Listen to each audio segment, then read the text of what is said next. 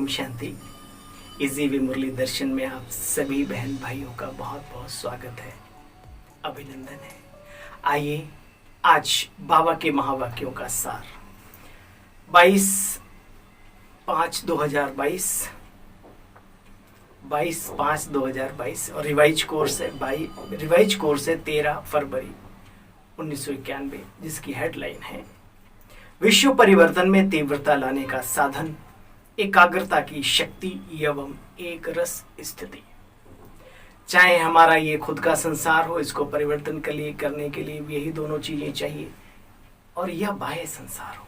तो बाबा कहते हैं विश्व परिवर्तन में तीव्रता लाने का साधन, एकाग्रता की शक्ति एवं एक रस स्थिति। आज दूरांदेशी बाप अपने दूरांदेशी बच्चों को मिलन मुबारक देने आए। बच्चे बाप को मुबारक देने आए और बाप बच्चों को पदम गोड़ा मुबारक देने आए। मनाना जानते हो? मनाना अर्थात समान बनना। हर एक बच्चे के मस्तक पर पद्मा पदम भाग्यवान बनने का सितारा चमक रहा है। बाबा को दिखाई दे रहा है, काश हमें अपना भी सितारा दिखाई देने लगे। तो मनाते सदा के लिए भाग्यवान बन गए। ऐसी अलौकिक जयंती सारे कल्प में कोई भी नहीं मनाते। चाहे महान आत्माओं की भी जयंती मनाते हैं, लेकिन वह महान आत्माएं मनाने वालों को महान नहीं बनाते। इस संगम पर ही इस संगम पर ही आप बच्चे परमात्म जयंती मनाते महान व श्रेष्ठ आत्माएं बन जाते हो। ऐसे हीरे तुल्य जीवन जो जन्म जन्मांतर हीरे रत्नों से खेलते रहते हो, ऐसा हीरे तुल्य जीवन, अनेक जन्म हमें हीरे और रत्नों से खेलने का सौभाग्य प्राप्त होता है। बाबा कहते हैं आज का यादगार दिवस सिर्फ बाप का नहीं, लेकिन बच्चों का भी बर्थडे है। जब बाप अवतरित होते हैं तो बाप के साथ ये ब्रह्मा दादा भी अवतरित आत्मा है। यह भी आता है, दादा भी परिवर्तित आत्मा अवतरित होते हैं। ब्रह्मा नाम किसने दिया? जब तक शिव बाबा नहीं आए तब तक तो दादा लेखराज कहलाए। तो जैसे ही शिव बाबा का अवतरण हुआ तो ब्रह्मत्व, ब्राह्मणत्व का और हमारे पिता ब्रह्मा का भी नया जन्म हुआ, अवतरण हुआ, दिव्य अलौकिक जन्म हुआ। शिव जयंती अर्थात परमात्म जयंती को बच्चे शिव महाशिवरात्रि भी कहते हैं। सिर्फ शिवरात्रि नहीं कहते, लेकिन महाशिवरात्रि। क्यों? कि इस अवतरित दिवस पर शिव बाप, ब्रह्मा दादा और ब्राह्मणों ने महान संकल्प का व्रत लिया कि विश्व को पवित्रता के व्रत से महान और श्रेष्ठ बनाएंगे। तो महान बनाने के व्रत लेने का भी दिव्य दिवस है। संकल्प लेते ना, प्रतिज्ञाएं करते हैं हम झंडे के नीचे शिवरात्रि के दिन। इसलिए महाशिवरात्रि कहा जाता है। एक तरफ प्रत्यक्ष फल होने की जयंती, दूसरी तरफ प्रतिज्ञा लेने की जयंती मनाते हो। देखो कहां कहां कोनों कोनों में आप बच्चे चले गए थे, कितने कोने में चले गए थे, लेकिन बाप ने मिट्टी में छिपे हुए अपने हीरे तुल्य बच्चों को ढूंढ लिया। कहीं भी, किसी भी दुनिया, किसी कोने में जन्म जन्मांतर के हिसाब किताब के कारण से पहुंच गए, लेकिन बाबा ने वहां पर भी जाकर के अपने बच्चों को ढूंढ लिया, अपना बना लिया। यह परमात्म जयंती, जिसको शिवरात्रि कहते हैं, अर्थात अंधकार, रात्रि अर्थात अंधकार। अंधकार में जो व्यक्ति व वस्तु जैसे होती वैसे दिखाई नहीं पड़ती, होते हुए भी दिखाई नहीं पड़ती। जब बाप अवतरित होते हैं तो आप भी जो हैं जैसे हैं, ना अपने को देख सकते थे, ना बाप को जान सकते थे। मैं आत्मा हूं यह होते हुए भी ज्ञान व अनुभव के नेत्र देख नहीं सकते थे बच्चे। नेत्र होते हुए भी जैसे कि अंधकार में थे। नेत्र यथार्थ कार्य नहीं करते थे, स्पष्ट दिखाई नहीं देता था। तो आप बच्चे भी अंधकार में थे ना, अपने को नहीं देख सकते, इसलिए बाप पहले इस अंधकार को मिटाते हैं। तो शिवरात्रि अर्थात अंधकार को मिटाकर प्रकाश प्रज्वलित करना ज्ञान का। तो शिवरात्रि अर्थात अंधकार को मिटाए यथार्थ का प्रकाश प्रज्वलित होना, इसलिए शिवरात्रि कह करके मनाते हैं। भक्ति मार्ग की विधियां भी आपकी यथार्थ विधियों का ही बच्चे यादगार है। रात्रि को जागरण करते हैं वहां पर भी, एक तरफ भक्तों की विधि, दूसरी तरफ आप बच्चों की संपूर्ण विधि। तो बच्चे अभी कौन सा वर्ष चल रहा है? 91 में तपस्या वर्ष घोषित किया गया था।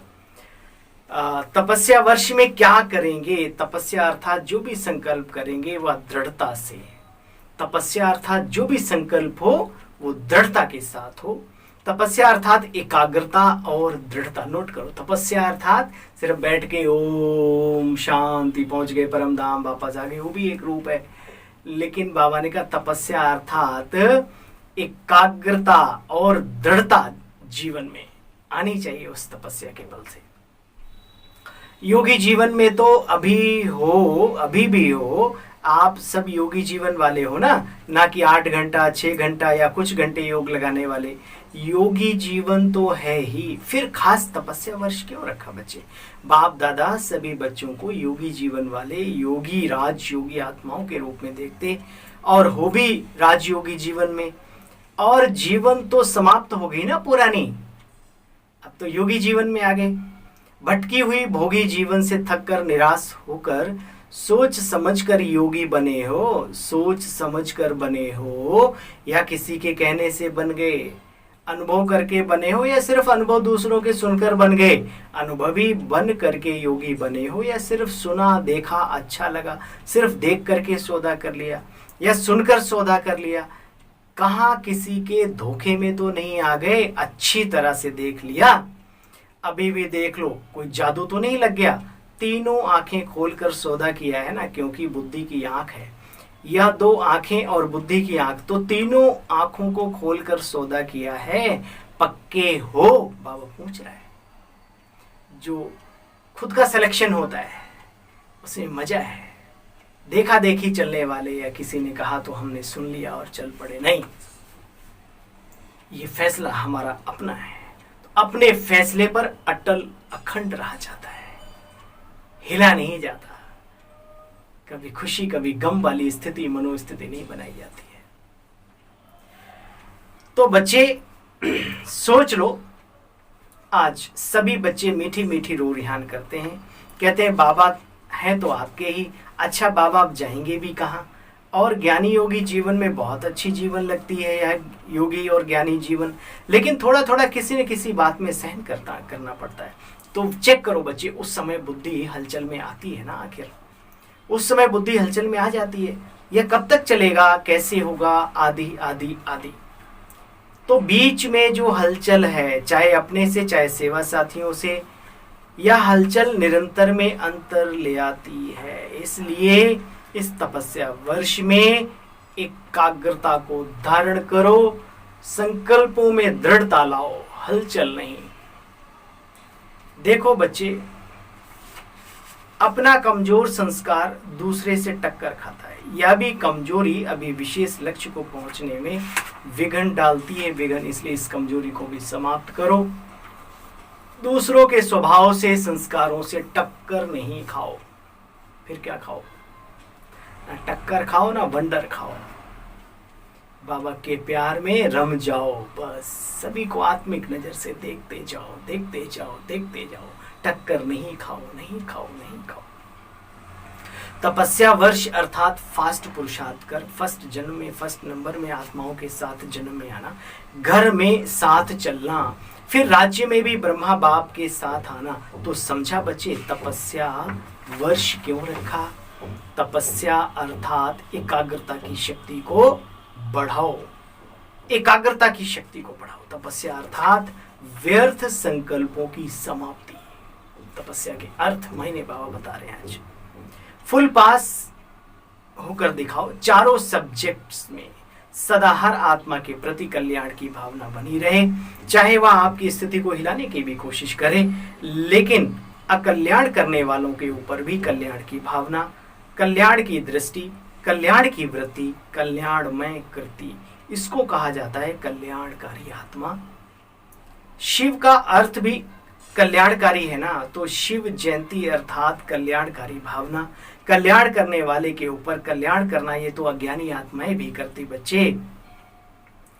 अच्छे के साथ अच्छा बनकर के चलना तो सभी जानते हैं, लेकिन अकल्याण के वृत्ति वाले को भी अपने कल्याण की वृत्ति से परिवर्तन करो या उसे हृदय से क्षमा कर दो। परिवर्तन ना भी कर सकते, क्षमा तो कर सकते हो ना, मास्टर क्षमा के सागर तो हो ही ना, तो आपकी क्षमा उस आत्मा के लिए शिक्षा हो जाएगी बच्चे। क्षमा अर्थात शुभ भावना की दुआएं देना, सहयोग देना, शिक्षा देने का समय तो वैसे बच्चे अब चला ही गया। अभी स्नेह दो, सभी को सम्मान दो और क्षमा करो। जो ये चीज सीखे, स्नेह देना, सम्मान देना और क्षमा करना, शुभ भावना रखो, शुभ कामना रखो, ये विधि है जीवन में आगे बढ़ने की, कला है जीवन को सफल करने की। यह विधि अब पुरानी हो गई है। कौन सी? वो शिक्षा विधि अब पुरानी हो गई जो मार डांट के और टपट के शिक्षा देते थे।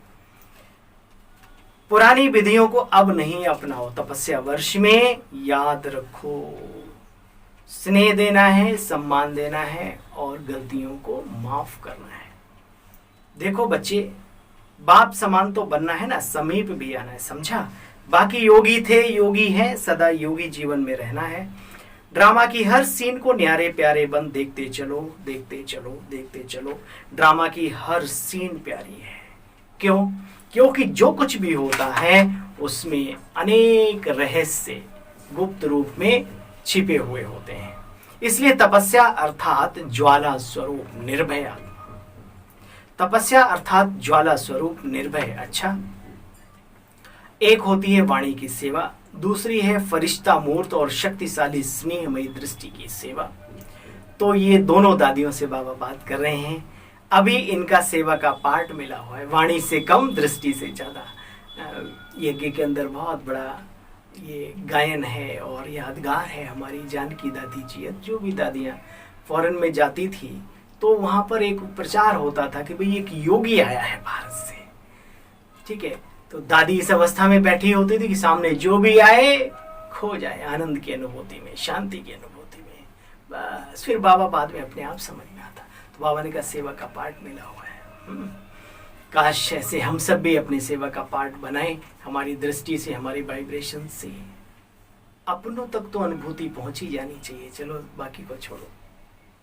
स्नेह बच्चे क्या नहीं कर सकता? कहावत है, स्नेह पत्थर को पानी कर सकता है। क्या? स्नेह पत्थर को पानी कर सकता है। भगवान वाच अव्यक्त महावाक्य है। अच्छा, चारों ओर के सर्व विश्व कल्याण की श्रेष्ठ भावना रखने वाले, चारों ओर के ऐसे दृढ़ संकल्प करने वाले, तपस्या द्वारा स्वयं को, विश्व को परिवर्तन करने वाले, एकाग्रता की शक्ति से एक रस तीव्र स्थिति में रहने वाले ऐसे तपस्वी आत्माओं को, स्नेही आत्माओं को, सदा बाप के साथ रहने वाली आत्माओं को, सदा भिन्न भिन्न विधि से सेवा में साथी रहने वाले बच्चों को महापरमात्म जयंती की मुबारक मुबारक मुबारक हो और याद प्यार स्वीकार हो। साथ साथ नमस्ते। हम सब रूहानी बच्चों की मीठे मीठे अव्यक्त बाप दादा आपको नमस्ते नमस्ते नमस्ते। ओम शांति। तो सुना प्यारे बहनों और भाइयों, ईश्वरीय महावाक्यों का तंत्र, सार, सारांश क्या था हमारे लिए। विचार करके, विचार करना इन बातों में, कुछ भी अगर हम अपने जीवन में धारण करते हैं तो ये योगी जीवन सफल होता है। मानव जीवन का मूल्य पता लगता है। हम एकाग्रता लाएं, मन में दृढ़ता लाएं अपने संकल्पों में, और सभी के प्रति, चाहे कोई हमारे को गिराने की भावना से भी वृत्ति वाली आत्मा हो, उसके लिए भी हम शुभ भावना और स्नेह भर भर के लुटाएं। चोलियां भर भर के, थालियां भर भर के, कमी ना आए। बाबा ने कहा चलो अच्छा और कुछ नहीं कर सकते, कम से कम क्षमा तो कर सकते हो। सम्मान दो, स्नेह दो और क्षमा करो। ये तीन बातें आप जहां रहते हैं, जिस स्थान पर कार्यरत हैं, आज की बाबा की मुरली से ये तीन बातें पक्की कर लो। मुझे सभी को स्नेह देना है, सम्मान देना है, भले वो छोटा ही क्यों ना हो, और अगर कोई गलती हो जाती है तो क्षमा पहले करना है। जैसे हमसे कोई गलती होती तो हम पहले सोच बाबा मुझे क्षमा कर दो, कितनी जल्दी क्षमा की अर्जी लगा देते हैं। ऐसे दूसरे को उसके कहने से पहले उसे क्षमा कर दो, आगे के लिए अवगत करा दो, बस छुट्टी। आप देखेंगे माहौल बदल जाएगा आपके लिए, दुनिया के लिए क्या है वो छोड़ो। अच्छा, आज का वरदान सुनेंगे हम सभी बाबा प्यारे बाबा का दिया हुआ। समय और परिस्थिति प्रमाण अपनी श्रेष्ठ स्थिति बनाने वाले अष्ट शक्ति संपन्न भव। समय और परिस्थिति प्रमाण अपनी श्रेष्ठ स्थिति बनाने वाले अष्ट शक्ति संपन्न भव। जो बच्चे अष्ट शक्तियों से संपन्न हैं वो हर कर्म में समय प्रमाण परिस्थिति प्रमाण हर शक्ति को कार्य में लगाते हैं। उन्हें अष्ट शक्तियां इष्ट और अष्ट रतन बना देती हैं। उन्हें अष्ट शक्तियां इष्ट और अष्ट रतन बना देती हैं। जो इन अंदर में आत्मा की अष्ट शक्तियां हैं वो इष्ट और अष्ट रत्नों में दाखिला दिला देती हैं। ऐसे अष्ट शक्ति संपन्न आत्माएं जैसा समय वैसी परिस्थिति वैसी स्थिति सहज बना देते हैं, मोल्ड कर लेते हैं अपने आप को। उनके हर कदम में सफलता समाई रहती है। कोई भी परिस्थिति उन्हें श्रेष्ठ स्थिति से नीचे नहीं उतार सकती। आज का स्लोगन है, जो कर्म हम करेंगे, क्या होगा? जो कर्म हम करेंगे हमें देख और करेंगे। और माना वो मेरे अपने, जिनको बहुत ही अच्छा बनाना चाहते हैं, आप अपने कर्मों से उनका परिवर्तन कर सकेंगे। दूसरे भी आपको देख देख कर चलते हैं, आपके शब्दों से, आपके कहने से नहीं। जो कर्म हम करेंगे हमें देख और भी करेंगे। यह स्लोगन सदा स्मृति में रहे तो श्रेष्ठ हो जाएंगे। भाई मुझे देख के मेरे पीछे बहुत बड़ी लाइन है, अगर ये समझ में आ जाए तो क्या होगा? अपने आप संभल कर चलना आ जाएगा, उच्च मार्ग पर चलना सीख जाएंगे, श्रेष्ठता जीवन में लाने का संकल्प आने लगेगा बार बार, है ना? अच्छा, ओम शांति। थैंक यू मीठे बाबा के बगिया के रूहानी पुष्पों को, चैतन्य फुलवाड़ी, सुगंधित फुलवाड़ी, सभी पूरी फुलवाड़ी को ओम शांति, ओम शांति, ओम शांति। चैनल को सब्सक्राइब करने के लिए, वीडियो को शेयर करने के लिए आप सभी का बहुत बहुत धन्यवाद। ओम शांति।